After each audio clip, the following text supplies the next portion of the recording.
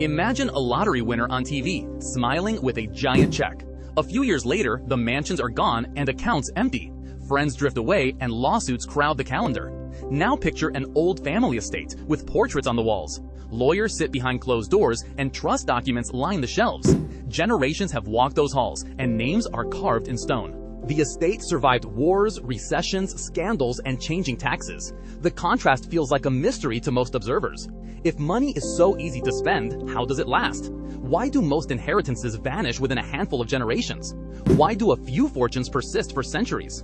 The answer is not magic or superior luck. It is deliberate design. Wealth becomes durable through systems and habits. Legal structures lock in tensions across generations. Financial architecture channels risks and rewards.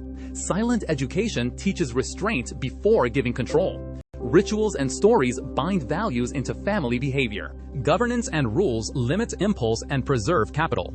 Asset diversification softens economic shocks. Disciplined spending prevents erosion of principle. Conflict resolution mechanisms stop destructive fights. Trusted professionals keep continuity during crises. These pieces form a complex, resilient machine. The machine converts wealth into institutions and legacies. It protects fortunes from divorces, taxes, and reckless heirs. It survives scandal because it does not rely on fame. In the next sections, we will open this machine. We will examine trusts, family constitutions, and education. For now, notice the thin line between flash and endurance. We will trace how rules outlive individual choices. We will show how families balance risk with patience. We will highlight common traps that destroy fortunes. We will share practices that preserve capital across eras. You do not need to be born into privilege to learn. The mechanics of endurance can inform anyone managing money. Beneath visible mansions and yachts lies a quiet legal engine. Trusts are the core of that engine. They separate legal ownership from practical control. A family can own land while a trustee manages it. That separation protects assets from taxes, divorce, and impulse.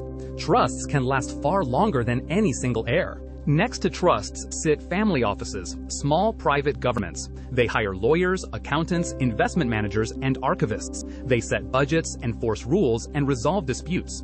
They also run philanthropic arms and legacy projects. Diversification is not an investment slogan here. Wealth is spread across land, private businesses, funds, art, and bonds. Tangible assets anchor identity and provide steady income. Private companies give operational control and long-term value. Public funds and bonds provide liquidity and stability. Art and collectibles preserve culture and can appreciate quietly. Rules are as important as the assets themselves. Families often have constitutions, councils, and distribution policies. Spending limits, education requirements, and merit tests shape inheritance. Those rules prevent recklessness and reward competence. Culture turns these structures into lived practice. Children learn early to be stewards, not celebrities. They are taught discretion, elite manners, and network cultivation. They learn to value income streams over flashy consumption. They practice stewardship through internships, travel, and family projects. Quiet ownership produces quiet power that compounds across generations. The machine transforms cash into institutions that outlast individuals. Marriages are often approached as alliances with shared values.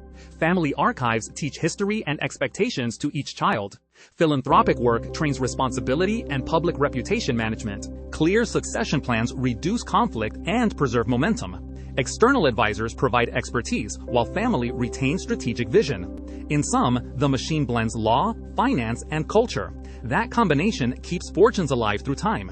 By now, we have seen many practices that protect dynastic wealth, but there is a final and maybe surprising rule. The biggest threat is often not the market. It is human emotion. Ego can undo careful planning. Addiction eats capital and reputation. A bad marriage can split assets and focus. Public scandals can destroy trust and opportunities. Entitled heirs treat capital like a bottomless wallet. They spend without learning restraint. They avoid responsibility and adapt poorly. Family fights drain resources and attention. Left unchecked, these forces can bankrupt an empire. The toolset of old money targets these risks. It uses institutions to take emotion out of decisions. Trusts, boards, and family offices impose governance. Education and rights teach restraint and identity. Incentives reward stewardship over consumption. Rules limit access and define roles. Habits build a culture of long-term thinking. Systems survive many volatile individual lives. Wealth becomes a machine rather than a temptation. That is the core lesson. Money disappears, but systems can endure. Rich families stay rich for 300 years by designing those systems. They turn private fortune into public-like institutions. Those institutions breathe after the founders are gone. So safeguard the psyche as well as the portfolio. Create rules and habits that outlive any one person. Institutions create memory across generations. They encode lessons from past failures. They make decision paths predictable and fair. They hire professionals to counter family bias. They formalize succession and define merit.